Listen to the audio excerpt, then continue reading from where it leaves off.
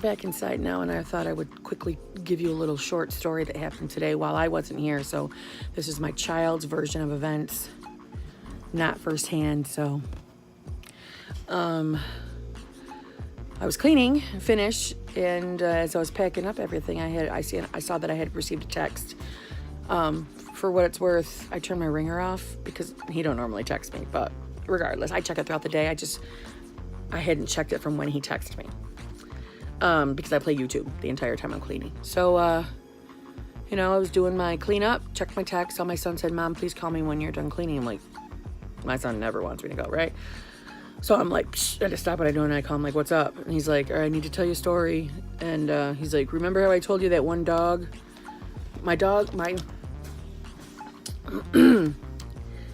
If you watched old videos of mine, you know that I have a vet who I'm changing, but who would not clip my dog's nails. I cannot clip my dog's nails because I have burned my dog, meaning I have pissed her off and lost her trust, because when she was a puppy, I clipped her nails, and out of the, 7 to 10 times I did it, 2 times I cut too short and I hurt her.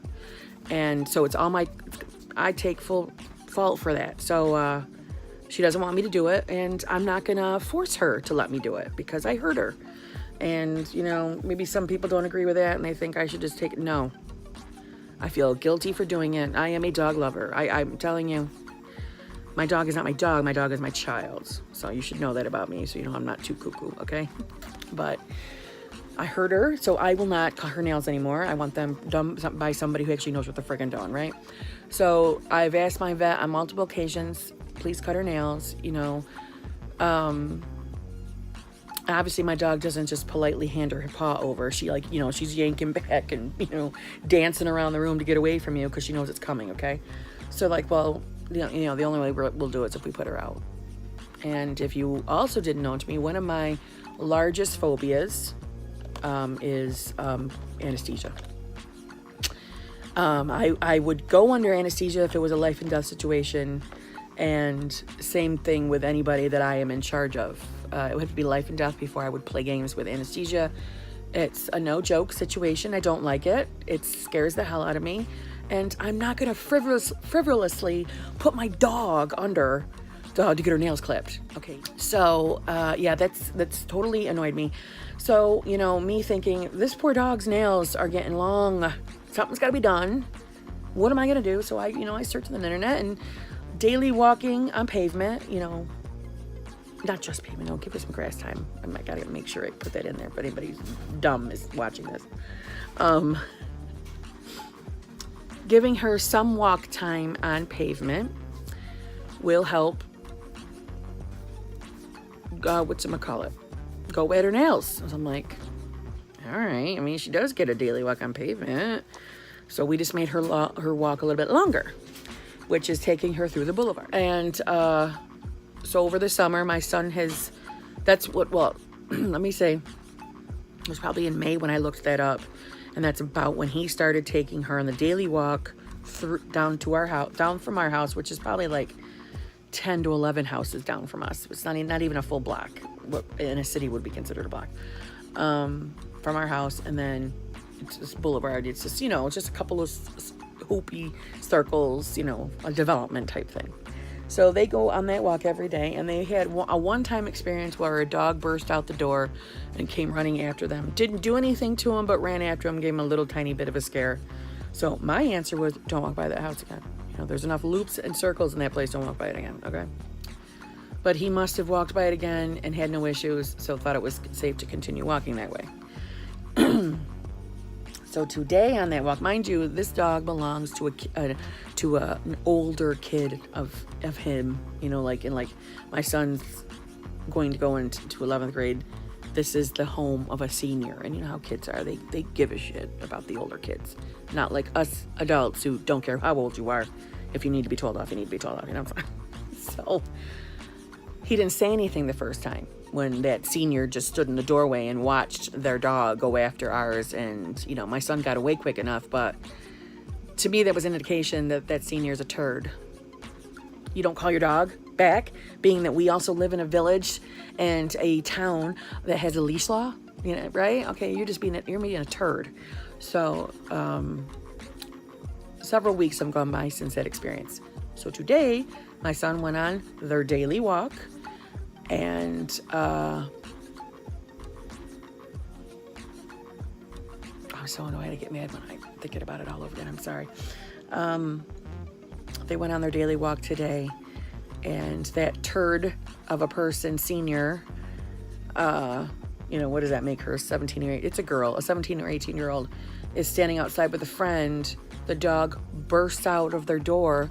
The girls start laughing as the dog comes over and attacks my dog, which you already know I think of that dog as my daughter, right? You know, so, and then attempts to go after my child, who defended himself. You know, he defended himself, and the dog went quickly in the other direction and went back home. And she screamed at my son, you know, chill out, because he screamed at the dog and defended himself when the dog went to bite him. And let alone the fact that my dog didn't fight back. And, you know, all you people who, I'm going into a rant, but, you know, I have a vicious pit bull for a dog. Well, my dog didn't fight back. My dog totally submissed and went on her back, because she's not a mean, vicious pit bull. Sorry, that fires me out. I'm fired up tonight. Can you tell? I apologize, but it bothers me more because she's got a mark on her now, and you know, I'm more mad that the dog also went after my kid. Okay, and you know, so my son screamed back, you know, why don't you get your dog on a leash, or call your dog back, you turd. That's not what I wanted to call her, let me tell you, but turd. And then her father came outside and then apologized. So, because he probably had a brain in his head and thought, did my dog just bite that kid? Because we all know the ramifications if that had happened. On top of the fact, we live in an area that has an active leash law. And you're the only turds who don't have your dog on a leash. Now, I'm not judging other people who don't keep their dogs on leashes. Every district, county, town, whatever, y'all have your own rules, but this is the rule in my town.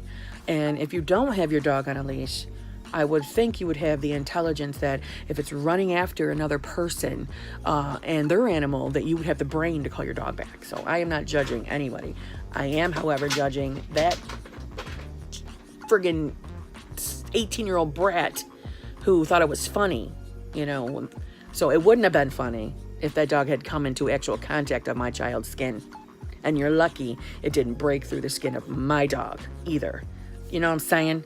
Because this woman becomes psycho when she's angry.